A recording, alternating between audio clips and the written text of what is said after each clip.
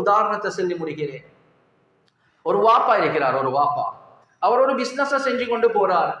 அவருக்கு 3 புள்ளை, ஒரு மகன், ஒரு மகள், 2 மகள்மார்கள், ஒரு வைஃப். பிசினஸ் செஞ்சு கொண்டே போறார். என்ன நடக்குது?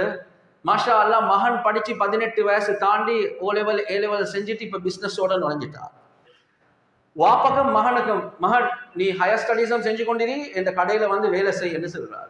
முதல் கேள்வி, வாப்பகம் மகனுக்கும் என்ன கான்ட்ராக்ட் நடக்குது? எம்ப்ளாயியா அல்லது பார்ட்னர்ஸா? ஒன்றுமே இல்ல. சரி சரி நீ வா, நான் தாரதை எடுத்துக்கொண்டு போ. இது என்ன நடக்குது? என்ன கான்ட்ராக்ட்? வாப்பா மகனாக இருந்தாலும் ஒரு கான்ட்ராக்ட் நடக்குதான். ஒரு கிளாரிட்டி இல்ல டிரான்சாக்ஷன்ல. மகன் போறார், வேலை செய்யறார், வாப்பா என்ன சரி எடுத்தா தாராரு. ஆனா கிளாரிட்டி ஒன்று இல்ல. எம்ப்ளாயியா பார்ட்னர்ஸா ஒன்றுமே தெரியா. கொஞ்ச நாள் போக்கல பிசினஸ் நல்ல முறையில படிச்சுட்டாரு. ஒரு தங்கச்சி, அவ மைனர், 10 வயசு. இன்னொரு தங்கச்சி, அவ மேஜர், ஒரு 18 வயசு ஆகிறா. இவர் 25 வயசுல மகன் இருக்கக்கூடிய நேரத்துல வாப்பா வஃபாத் ஆகிறார்.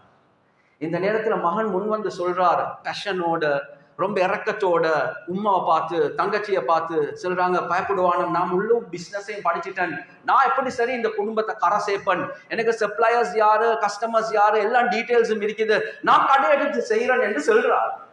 அவர் செல்றது நல்லம்தான். ஆனா அவர் மறந்துட்டார், மேஜராக இருக்கக்கூடிய தங்கச்சிக்குரிய ஹக்க தங்கச்சியோட கையில கொடுக்கணும், உம்மாவுடைய ஹக்க உம்மோட கையில கொடுக்கணும்.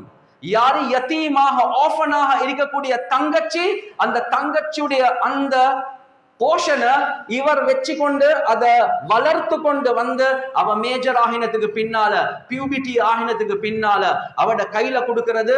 இந்த அளவுக்கு சொத்தை பிரிக்காம, அதனுடைய அக்கௌண்ட்ஸை சரியான அமைப்புல பார்க்காம, அது பிசினஸுக்குள்ளே இருக்கிறதாக இருந்து அவங்களுடைய ப்ராஃபிட்டை ஜெனரேட் பண்ணி அதுக்குரிய ஹக்க கொடுக்காம இருந்தா இவர் செய்யறது சுத்த ஹராம் என்பதை குர்ஆன் சுன்னா தெளிவாகவே சொல்லுது.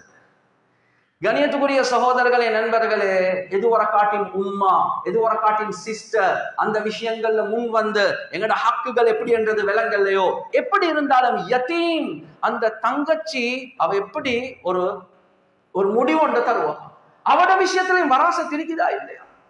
எனவே இப்படி யோசிச்சு பாருங்க. இப்ப இந்த குடும்பம் நல்ல ஒரு விஷயத்தை செய்யறாங்க என்ற மாதிரி விளங்கலாம், ஆனா ஹராமான அமைப்புல அவங்களோட டிரான்சாக்ஷன்ஸ் நடக்குது. எனவே கண்ணியத்துக்குரிய சகோதரர்களே, நண்பர்களே, இது மாதிரி எவ்வளவு டிரான்சாக்ஷன்ஸ் நாங்க சில நேரத்துக்கு நினைக்கிறோம் நாங்க சரி என்று, ஆனா குர்ஆன் சுன்னாவுக்கு முன்னால பார்க்கக்கூடிய நேரத்துல நாங்க தவறு செஞ்சு கொண்டிருக்கிறோம். எனவே கியாமத்துடைய நாள் கேட்கக்கூடிய 5 கேள்வியில 40% கொடுக்கல் வாங்கல். நானும் நீங்களும் ஜும்மாக்கு வாரோம் போறோம், இல்ல ஒரு நியத்து வைங்க, நானும் இந்த கமர்ஷியல் டிரான்சாக்ஷன்ஸ் என்று வரக்கூடிய விஷயத்துல இத அழகான அமைப்புல படுப்பேன், என்ற சம்பாத்தியத்தை ஹலால் ஆக்கிக் கொள்வேன், என்ற செலவுகளை ஹலால் ஆக்கிக் கொள்வேன். அல்லாஹ்க்கு பயந்த நிலைமையில நான் வாழ்ந்து அந்த 40% கொஸ்டினுக்கு நான் கரெக்டாக ஆன்சர் பண்ணுவேன் என்ற நியத்தோட போறது ஆக முக்கியம்.